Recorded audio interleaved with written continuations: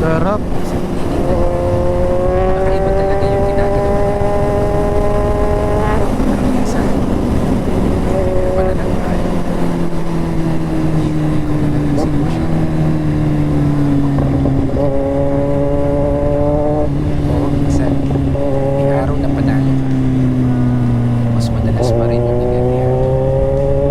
May oras na tulo yung isip mo. May panahon naman na pumapabor sa gusto. Ganito siguro talaga yung ibig sabihin ng buhay. Hindi perfecto ang tempo. At lahat nakakayan natin sa tiyan. Kapahit na naman sa Ay.